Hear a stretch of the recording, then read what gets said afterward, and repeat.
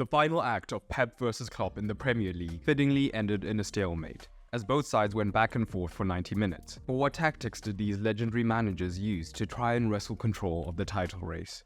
Let's take a look, beginning with Liverpool, who ended the encounter as by far the more threatening. Early on, Liverpool looked to build up with a back three. And in open play, this would be made up of Gomez tugging in more centrally, whilst Bradley pushed higher up on the right-hand side. But Liverpool were just as happy to use the goalkeeper as a third man and allow Gomez to remain higher up the pitch when necessary. The deep back three would mean that both fullbacks could push higher up when necessary, so we could see either Elliott or Diaz from wide looking to come in and around Núñez to try get on the end of a flick on or win that second ball. And Núñez drifted across the City backline, looking for areas of weakness aerially to cause problems for City.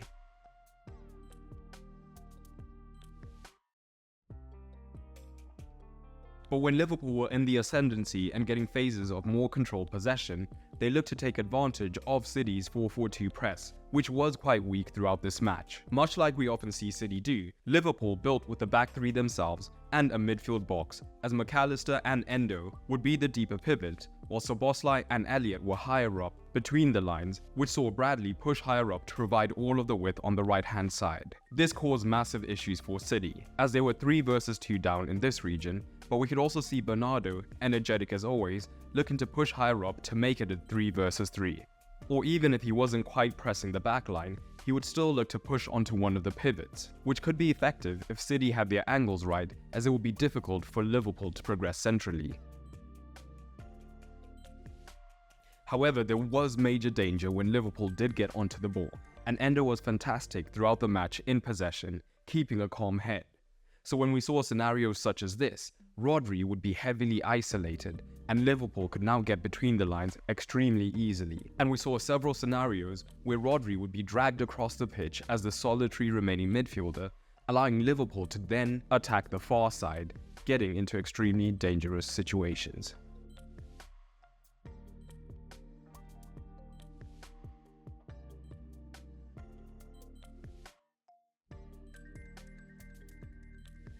Even in deeper phases, City looked to maintain their 4-4-2, and Liverpool's 4 versus 2 advantage caused major issues for City. Both Rodri and Bernardo often found themselves pushing high up to make it difficult for the centre-backs to easily find one of the deeper pivots and begin the play. However, what this meant is that there were often massive gaps between City's midfield line and their back line, and Elliott and Szoboszlai had far too much room in which to operate.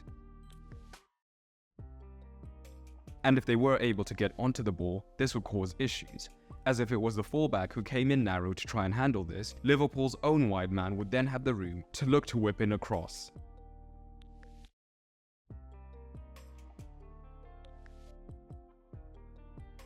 And we even saw a scenario where it was Stones who looked to compensate for this, leading to the disallowed goal. So with Liverpool having easy possession, City sat deeper and deeper, and to try and counter the men in the half spaces between the lines, both Ake and Walker had to begin narrower and narrower. Liverpool now had other weapons that they could take advantage of, helped by the piercing long passes of Van Dijk, as he could look to immediately switch it to the likes of Bradley and Diaz, and we saw Diaz and Walker having several 1 versus 1 situations, with Szoboszlai looking to support his man. The same occurred on the right-hand side, which would then draw Ake out of position, allowing Elliott to get into these dangerous central zones where he could look to use his creativity. The one advantage this 4-4-2 defensive shape did give City is that in transitional phases, they had De Bruyne and Haaland both high, so De Bruyne would often look to receive that first pass between the lines and then release the Norwegian. City was struggling badly to defend the centre, so Pep had to adapt his defensive shape, and this was in the form of Haaland now remaining deeper, to give them at least somewhat of a midfield 3 in defensive situations, and more it was Alvarez who would look to push up from the left-hand side to apply pressure. But Klopp still had other tricks up his sleeve. Robertson and Salah entered the fray, allowing Gomez to move to right back, and where before he stayed in a deeper position, now he had the freedom to invert much more often. And what this meant is that even though Haaland was slightly deeper in defensive phases, Liverpool still had that overload thanks to Gomez. His position here not only made it easier for Liverpool to control the counterattacks of City, but he could also be a genuine passing option to advance higher up the pitch. Additionally, where before the fullbacks were fairly happy to be narrow, but now it was the naturally left-footed Robertson who would be starting wider. So when he received space, with plenty of runners attacking the box, he was more than happy to swing in the earlier crosses when he was given this space. And this even led to an opportunity that could have decided the title. But early on in the match, City looked impressive. So what did they do in possession? City built with their usual shape, where like Liverpool, they were looking to create overloads in the midfield. Liverpool were front foot with their press, looking to cut out this issue before it even presented itself. And this was by operating in a fairly disciplined and compact 4-1-4-1 when defending, with McAllister and Szoboszlai remaining touch-tight on Rodri and Stones. Liverpool, with a natural 3 in the midfield, had a lot more cover than City when City were looking to press with their 4-4-2.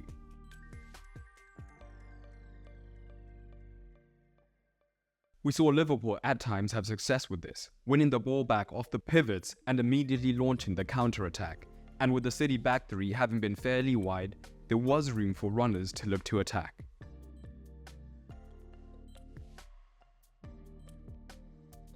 This aggressive passing saw the likes of De Bruyne and Stones have a lot lower pass accuracy than we're accustomed to.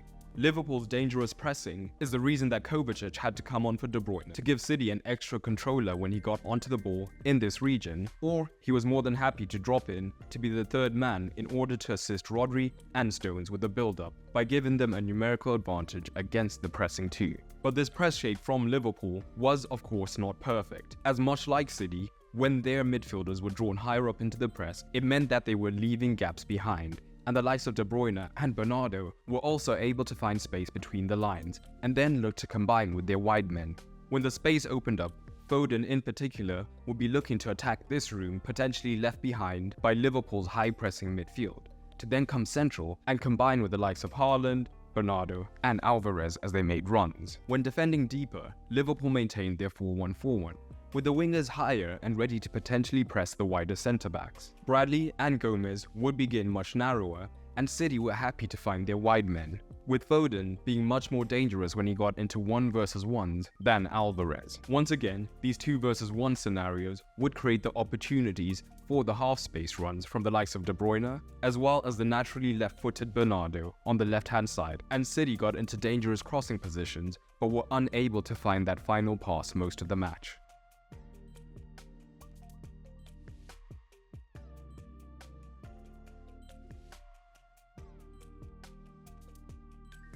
Liverpool defending so narrowly was a big reason that Doku came on, as he would be a much more dangerous prospect in 1-versus-1 situations than Alvarez, and we saw him get into a position where he hit the post. But it also forced Liverpool to adapt their pressing shape, as Elliott now had to cover much deeper in order to somewhat create a 2-versus-1, presented the opportunity for City to slow down the play and regain some control as they were struggling in the second half.